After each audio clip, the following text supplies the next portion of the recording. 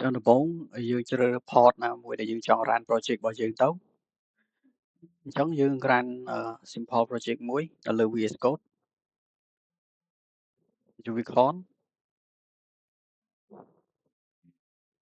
main សម្រាប់ដាស់ reload ហើយយើងជ្រើសរើស port ដែលយើងចង់ run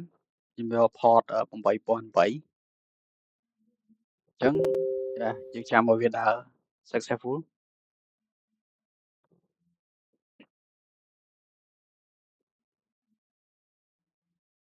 អញ្ចឹងបន្ទាប់ពីយើង run port ឲ្យវាដើរបាន successful ហើយនេះយើងនឹងឃើញicon មួយ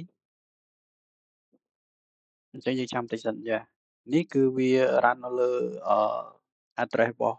កុំព្យូទ័ររបស់យើងហើយ port 8008អញ្ចឹងយើង click មកនេះមកដើម្បីបំលែង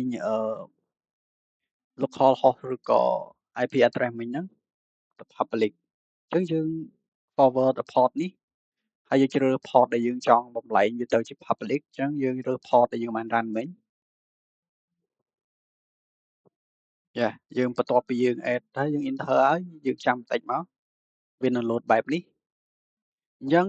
ដើម្បីវានឹង load បែបនេះយើងនឹងឃើញពាក្យ visibility មួយអញ្ចឹងយើង click មកស្ដាំលើពាក្យហ្នឹងមកហើយយើងយកអា private ហ្នឹងយើងឆេងវាទៅជា public វិញដើម្បី public URL ហ្នឹងអូខេបន្ទាប់ពីយើង public ហើយយើងនឹងឃើញ load បែបនេះយើងគ្រាន់តែ click continue មកអូខេអញ្ចឹងយើងអាចcopy port មួយហ្នឹង share ចែកteam ការងាររបស់យើង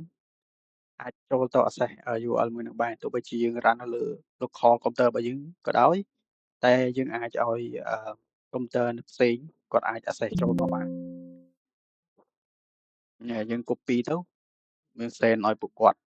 អានេះខ្ញុំគ្រាន់តែជា simple ខ្ញុំបើកនៅលើ browser របស់ខ្ញុំទេហើយ load HTTPS អញ្ចឹងមានន័យថាជា public